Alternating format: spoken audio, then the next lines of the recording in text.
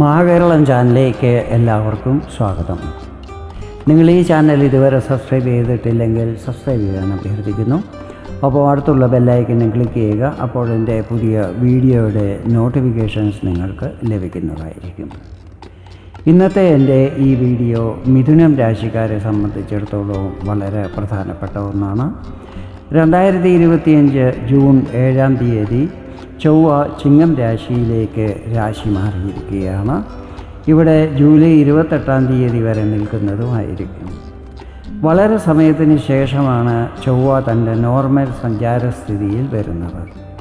വർഷം 2024 ഒക്ടോബർ 20-ാം തീയതി ചൊവ്വ നിങ്ങളുടെ 2ാം ഭാവമായ കർക്കടകത്തിൽ പ്രവേശിച്ചതായിരുന്നു. കർക്കടകം രാശി ചൊവ്വയുടെ നീചസ്ഥാനമാണ്. ഏകദേശം 1.5 മാസത്തോളം ചൊവ്വ ഇവിടെ വക്രഗതിയിലും ആയതായിരുന്നു. അങ്ങനെ വക്രഗതിയിൽ സഞ്ചരിച്ച് വീണ്ടും മിഥുനത്തിലേക്ക് പ്രവേശിക്കുകയും ചെയ്തിരുന്നു. ഇപ്പോൾ വളരെ സമയത്തിന് ശേഷമാണ് ചൊവ്വ തൻ്റെ നോർമൽ സ്ഥിതിയിൽ ആകുന്നത്. സാഹസം, പരാക്രമം, ബലം, ശൗര്യം, പ്രോപ്പർട്ടി, കൺസ്ട്രക്ഷൻ, വാണി, കോമ്പറ്റീഷൻ, സ്കിൽ എന്നിവയുമായിട്ടെല്ലാം ബന്ധപ്പെട്ടിട്ടുള്ളതാണ് ചൊവ്വ. ചൊവ്വ നിങ്ങളുടെ 6ഉം 11ഉം ഭാവങ്ങളുടെ അധിപനാണ്. ചൊവ്വയ്ക്ക് 3 ദൃഷ്ടികളാണുള്ളത്. 4ാം ദൃഷ്ടി പതിക്കുന്നത് 6ാം ഭാവത്തിലും 7ാം ദൃഷ്ടി ഭാഗ്യസ്ഥാനമായ 9ാം ഭാവത്തിലും 8ാം ദൃഷ്ടി കർമ്മസ്ഥാനമായ 10ാം ഭാവത്തിലുമായിരിക്കും പതിക്കുന്നത്. 3ാം ഭാവത്തിൽ ചൊവ്വ അങ്കാരക ദോഷവും നിർമ്മിക്കുന്നുണ്ട്. രാഹുവിൻ്റെ 7ാം ദൃഷ്ടി ചൊവ്വയിലും ചൊവ്വയുടെ 7ാം ദൃഷ്ടി രാഹുവിലുമാണ് പതിക്കുന്നത്. ചൊവ്വയുടെ 8ാം ദൃഷ്ടി പതിക്കുന്നത് 10ൽ നിൽക്കുന്ന ശനിയുടെ മേലുമാണ്. 3ൽ കേതുവും നിൽക്കുന്നുണ്ട്. ഇതിൻ്റെ എല്ലാ ഇമ്പാക്റ്റും കാണുവാൻ സാധിക്കുന്നതുമായിരിക്കും. അതുകൊണ്ട് തന്നെ ചൊവ്വയുടെ ഈ രാശിമാറ്റം വളരെ പ്രഭാവശാലി ആയിരിക്കും. ചൊവ്വയുടെ ഈ രാശിമാറ്റം നിങ്ങൾക്ക് എന്തെല്ലാം ഫലങ്ങളായിരിക്കും നൽകുന്നതെന്ന് നമുക്ക് നോക്കാം. ചൊവ്വ രാശി മാറുന്നത് 3ാം ഭാവത്തിലേക്കാണ്. 3ാം ഭാവത്തിൽ നിൽക്കുന്ന ചൊവ്വ കൂടുതലും ശുഭഫലങ്ങളാണ് നൽകുന്നത്. അതുകൂടാതെ 4 ഉപജയസ്ഥാനങ്ങളും ചൊവ്വ ആക്ടിവേറ്റ് ആക്കുന്നതായിരിക്കും. 3ഉം 6ഉം 10ഉം 11ഉം ഭാവങ്ങളാണ് ഉപജയസ്ഥാനങ്ങൾ. 3ൽ നിൽക്കുന്ന ചൊവ്വ നിങ്ങളുടെ ആത്മധൈര്യത്തിൽ വർധന ഉണ്ടാക്കുന്നതായിരിക്കും. ശൗര്യം, സ്കിൽ എന്നിവയിലും വർധന ഉണ്ടാക്കുന്നതാണ്. ഈ സമയത്ത് ചെയ്യുന്ന യാത്രകളിൽ പ്രതീക്ഷിച്ച ശുഭഫലങ്ങൾ ലഭിക്കുന്നതായിരിക്കും. ഇളയ സഹോദരങ്ങളുമായി എന്തെങ്കിലും വിവാദങ്ങളുണ്ടെങ്കിൽ ഈ സമയത്ത് അതെല്ലാം തന്നെ മാറിക്കിട്ടുന്നതായിരിക്കും. നിങ്ങളുടെ കമ്മ്യൂണിക്കേഷൻ സ്കില്ലിൽ വർധന ഉണ്ടാകുന്നതാണ്. മറ്റുള്ളവരെ പെട്ടെന്ന് കൺവിൻസ് ചെയ്യുവാനുള്ള ക്വാളിറ്റി ഉണ്ടാകുന്നതുമായിരിക്കും. ഇത് മാർക്കറ്റിംഗ്, കൗൺസിലിംഗ് എന്നീ ഫീൽഡിലുള്ളവർക്ക് പല പ്രയോജനങ്ങളും ലഭിക്കുവാൻ ഇടയാക്കുന്നതായിരിക്കും. ചൊവ്വ 6ാം ഭാവത്തിൻ്റെയും അധിപനാണ്. 6ാം ഭാവവും ഉപജയസ്ഥാനമാണ്. ഉപജയം എന്നതിൻ്റെ അർത്ഥം വർധനവ്, ഗ്രോത്ത്, പുരോഗതി എന്നാണ്. ഈ സമയത്ത് നിങ്ങളുടെ വിരോധികളും മറ്റും പരാജയപ്പെടുന്നതായിരിക്കും. എന്തെങ്കിലും ലീഗൽ പ്രശ്നങ്ങളുണ്ടെങ്കിൽ അതിൽ ആശ്വാസം ലഭിക്കുന്നതായിരിക്കും. 6ാം ഭാവം തൊഴിൽ, പ്രൊഫഷൻ എന്നിവയുമായിട്ടും ബന്ധപ്പെട്ടിട്ടുള്ളതാണ്. ഈ സമയത്ത് ഡോക്ടർ, വക്കീൽ, ചാർട്ടേഡ് അക്കൗണ്ടൻറ്റ്, ആർക്കിടെക്റ്റ്, അതുകൂടാതെ ചെറിയ കച്ചവടങ്ങളും സ്വയം തൊഴിലും മറ്റും ചെയ്യുന്നവർക്ക് അവരുടെ ദൈനംദിന വരുമാനത്തിൽ വർധന ഉണ്ടാകുന്നതായിരിക്കും. കോമ്പറ്റേറ്റീവ് പരീക്ഷകളിലും മറ്റും പങ്കെടുക്കുന്നവർക്ക് അതിൽ നന്നായി പെർഫോം ചെയ്യുവാൻ സാധിക്കുന്നതുമായിരിക്കും. 11ാം ഭാവത്തിൻ്റെയും അധിപനാണല്ലോ ചൊവ്വ. ഇതും ഉപജയസ്ഥാനമാണ്. ഇത് ലാഭം, ഇൻകം എന്നിവയുടെ സ്ഥാനമാണ്. ഇത് ഇച്ഛാപൂർത്തിയുമായിട്ടും ബന്ധപ്പെട്ടിട്ടുള്ളതാണ്.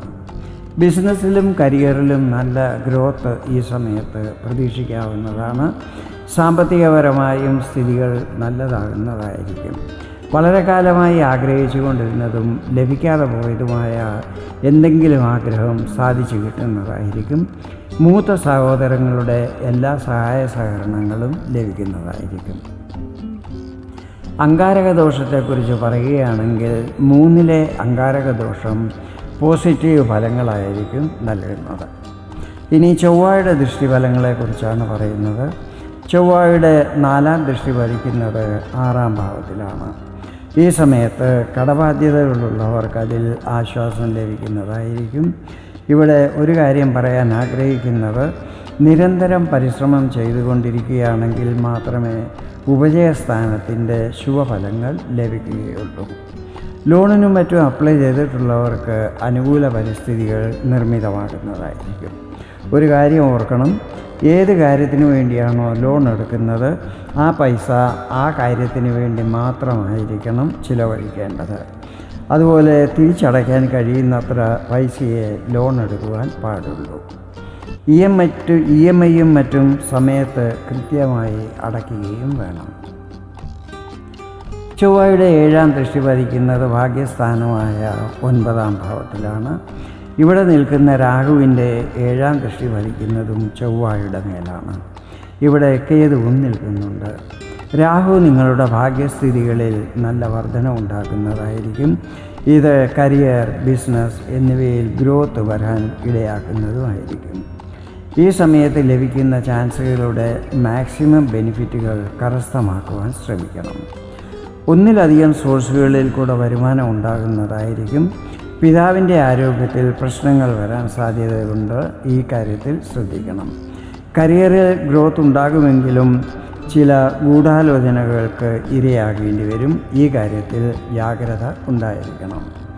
ചൊവ്വയുടെ 8ാം ദൃഷ്ടി പതിക്കുന്നത് നിങ്ങളുടെ കർമ്മസ്ഥാനമായ 10ാം ഭാവത്തിലാണ്. ഇവിടെ ശനിയും നിൽക്കുന്നുണ്ട്. ഈ സമയത്ത് ജോബ് ചെയ്യാൻ ആഗ്രഹിക്കുന്നവർക്ക് അതിനുവേണ്ടി ശ്രമിക്കാവുന്നതാണ്. കരിയറിൽ സാമ്പത്തിക ബെനിഫിറ്റുകൾ ലഭിക്കുന്നതായിരിക്കും.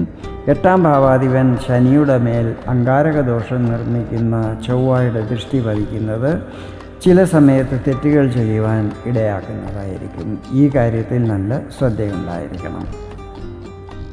ഇവിടെ ഒരു കാര്യം മിഥുനം രാശിക്കാരോട് പറയാനുള്ളത്, നിങ്ങളുടെ വാണിയിലും ക്രോധത്തിലും നല്ല കൺട്രോൾ ഉണ്ടായിരിക്കണം. അല്ലാത്ത പക്ഷം പല നെഗറ്റീവ് ഫലങ്ങളും ഉണ്ടാകുവാൻ സാധ്യതയുണ്ട്. ഇതാണ് ചൊവ്വയുടെ രാശിമാറ്റം മിഥുനം രാശിക്കാർക്ക് നൽകുന്ന ഫലങ്ങൾ. വീഡിയോ നിങ്ങൾക്ക് ഇഷ്ടപ്പെട്ടെങ്കിൽ ഇതുപോലെ ജ്യോതിഷ സംബന്ധമായ കൂടുതൽ വിവരങ്ങൾ അറിയുവാൻ വേണ്ടി എൻ്റെ ഈ ചാനൽ സബ്സ്ക്രൈബ് ചെയ്യാൻ അഭ്യർത്ഥിക്കുന്നു. വീണ്ടും വേറൊരു വീഡിയോയിൽ കാണാം. അതുവരെ എല്ലാവർക്കും നന്ദി, നമസ്കാരം.